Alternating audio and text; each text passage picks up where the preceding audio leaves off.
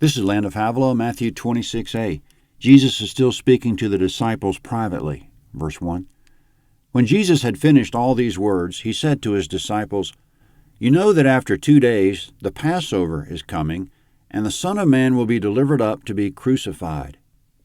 Comment: if that sounds familiar, it's because from the time they were in Galilee, quote, Jesus began to show his disciples that he must go to Jerusalem and suffer many things from the elders, chief priests, and scribes, and be killed, and the third day be raised up. Matthew 16:21. Since he first mentioned his death, this is the fourth time in Matthew that he's repeated it in detail. Combining his warnings about it, he said it would happen during this visit to Jerusalem, and now he's saying there are only 2 days left. He said the chief priests and scribes would condemn him to death, hand him over to the Gentiles to be mocked, scourged, and crucified, but the third day he would be raised up. So he couldn't have been any more explicit, repetitive, or timely in saying it, yet God hid it from the 12. He almost wiped it from their minds. Quote, "They understood none of these things. This saying was hidden from them, and they didn't understand the things that were said." End quote. But when it was all over, God caused the disciples to remember and understand. Quote, "When therefore he was raised from the dead, his disciples remembered that he had said this, and they believed the Scripture and the word which Jesus had said." John 2:22. Jesus had to go on record that he knew about the coming crucifixion to show that he went to the cross with intention, willingly. So he had to speak up about it. But at the same time, the Father had to hide it from the disciples. Otherwise, if they had known what was about to happen, it would have altered the course of events so that the Scripture couldn't be fulfilled. Any time God chooses, he can do to us what he did to the disciples, cause us to remember or forget, understand or not understand, whatever, whenever. We might speculate he does it routinely without us being very much aware of it. Verse 3. Then the chief priests, the scribes, and the elders of the people were gathered together in the court of the high priest, who was called Caiaphas. They took counsel together that they might take Jesus by deceit and kill him. But they said, not during the feast, lest a riot occur among the people. Comment: the Jewish leadership met at the high priest's residence and determined they would arrest Jesus and kill him, but not during the feast, because there might be a riot. But Jesus said they would kill him in 2 more days, which would be the feast. So he knows more about the timing of it than the perpetrators. They imagine they'll capture him by surprise and deceit, but he knows all about it. Coming up, the village of Bethany is less than 2 miles from Jerusalem, John 11:18. On the day Jesus entered Jerusalem 5 chapters ago, he went back to Bethany in the evening and camped, Matthew 21:17. Then next morning he went back into the city, Matthew 21:18. So it's a short commute. Lodging in the city was hard to come by leading up to the Passover, John 11:55, and it would be especially hard with Jesus' large entourage. Thus he went back and forth to Bethany. Now he and the disciples will go to Bethany again, to the house of one Simon the leper, for a meal.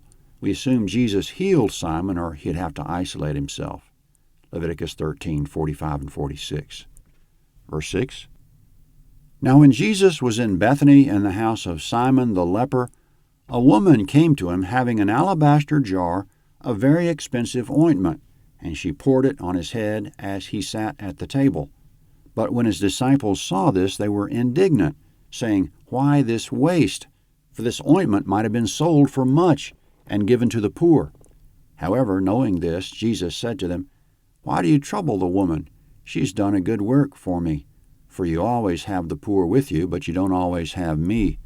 For in pouring this ointment on my body, she did it to prepare me for burial.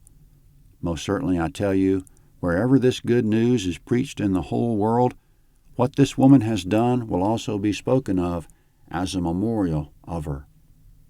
Comment: the Gospel of John gives the woman's identity. It was Mary of Bethany, sister of Martha and Lazarus, the man Jesus raised from the dead. Going into the event, anyone would have predicted it'd be party time, celebrating the raising of Lazarus and healing of Simon. But for Mary, there was something overwhelming about it. She knew Jesus well. Jesus loved the 3 siblings, John 11:5, and obviously, from the account here, she loved him. A similar event occurred in Galilee, but There it was a woman of ill repute that came in the house and anointed Jesus with expensive nard, Luke 7:37, but this seems to be a separate event. And it was nard according to the other accounts. Nard is an expensive plant-based perfume or ointment from the Himalayas of present-day Nepal, China, and India. So in Jesus' day, it certainly would have been costly to transport nard such a long distance. In verse 7, it was in an alabaster jar. In Mark 14:3, she broke the jar to access the contents, so apparently the jar was hermetically sealed and had no lid. Once it was broken, it was broken. John 12:6 mentions, quote, "The house was filled with the fragrance of the ointment," end quote. We see in the jar an intentional allegory of Christ, broken, costly, and poured out. On the one hand, there's horror at the cost, but on the other, his sacrifice filled the world with the fragrance of the ointment, the precious ointment by which our wounds are healed, Isaiah 53:3 and Jeremiah 8:22. The allegory was God's idea. Doubtless Mary only had it in mind to put it on him. So once more, in our hearing, Christ's word is fulfilled, that what Mary did has once again been spoken as a memorial of her. Coming up, the Jewish leadership is about to change its plans, that instead of arresting Jesus after the feast, they'll do it whenever Judas gives them opportunity. This will result in Jesus being crucified on Passover during the feast, as foreshadowed in Exodus chapter 12 by the killing of the Passover lamb. It'll be exactly according to God's timing. Verse 14. Then one of the 12, who was called Judas Iscariot, went to the chief priests and said, "What are you willing to give me that I should deliver him to you?" They weighed out for him 30 pieces of silver. From that time he sought opportunity to betray him.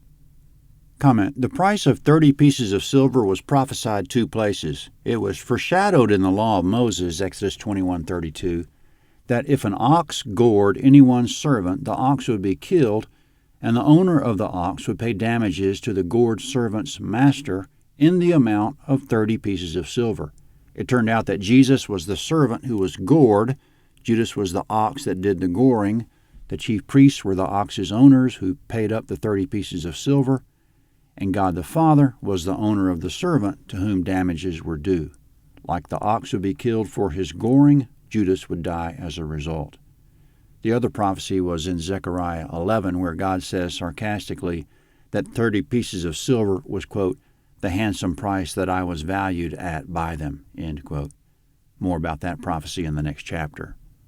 Coming up, we should be aware of the Feast of Unleavened Bread. It took place every year in the first month of the Hebrew calendar, from the 14th to the 21st.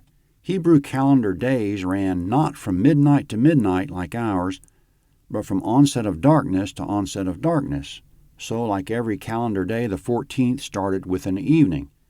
It was that evening, the start of the 14th, on which the Passover meal should be observed, Exodus chapter 12.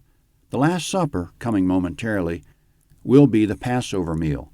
Historically, in the time of Moses, Israel ate the first ever Passover meal in Egypt, and afterward, over the next 24 hours, they began their escape from Egypt. So when we say Jesus was crucified on Passover, we must keep in mind that the day ran from evening to evening, so that when Jesus ate the Passover with his disciples at the onset of darkness, it was still the same calendar day when they crucified him during the ensuing daylight hours. Technically, the Passover is just the name of the meal, not the name of the day or week, the way God set it up in Exodus 12. So when we say Jesus was crucified on Passover, we're using the term loosely. The crucifixion was on the same calendar day as the Passover meal, which was the first calendar day of the week of unleavened bread. It's okay to use the term Passover loosely because the writers of the New Testament used it loosely as well, referring to it as a day and a week, when in Exodus it's just a meal. Those details come into play in realizing how long and meticulously God the Father and Son have been planning all this. They foreshadowed it 1,400 years before in the institution of the yearly Passover. But even before that, before the foundation of the world, they knew the crucifixion would have to be. Christ is the Lamb slain from the foundation of the world, 1 Peter 1:19 and 20. Jerusalem is packed out with people at the moment, and we wouldn't think that Jesus would be able to make reservations for the Passover meal at this late date. But verse 17, Now on the first day of unleavened bread, the disciples came to Jesus, saying to him, "Where do you want us to prepare for you to eat the Passover?" He said, "Go into the city to a certain person, and tell him, the teacher says, 'My time is at hand. I will keep the Passover at your house with my disciples.'" The disciples did as Jesus commanded them, and they prepared the Passover. Comment: there's a little more detail in Mark 14:13 and Luke 22:10 that Jesus told them when they would enter the city, they'd see a man carrying a pitcher of water. That would be the man who owned a home with a ready and available upper guest room.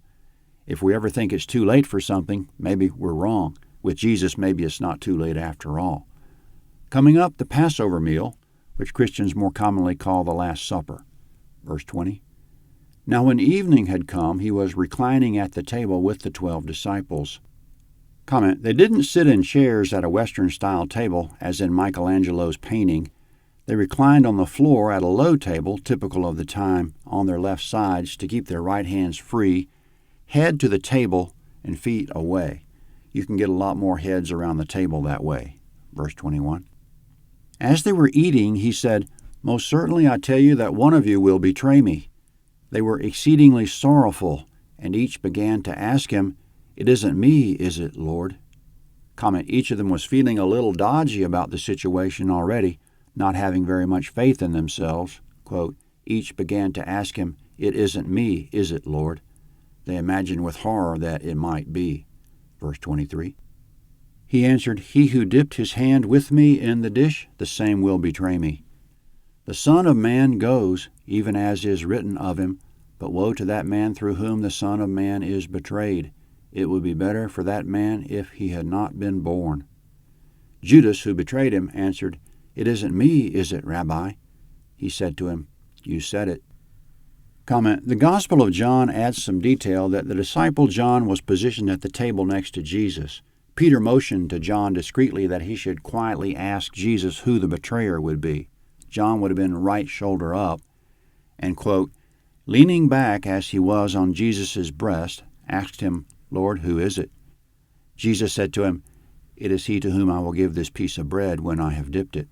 So when he had dipped the piece of bread, he gave it to Judas. John 13:26. This was to fulfill Psalm 41:9, quote, "Yes, my own familiar friend in whom I trusted, who ate bread with me, has lifted up his heel against me," end quote. Just noticing, so far in the chapter there have been many fulfillments of prophecy by people who had no idea they were involved in fulfilling it. The Jewish leaders had no idea they were fulfilling it, planning to crucify Jesus.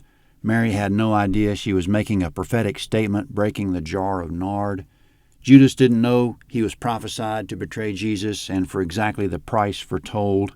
The man with the upper room had no idea he was hosting the most planned-out meal of all time. Peter and John had no idea there was a scripture about dipping the bread. There are remarkable events in the Bible that as soon as they happened, anybody looking on could see the hand of God. But mostly God worked behind the scenes, invisible and undetected. This should tell us something. As many people in the Bible suddenly realized they were in the presence, we should know we're always in the presence. He has some type of presence in everything we say and do. Matthew 26b is next at landofhavilah.net, Matthew 26b.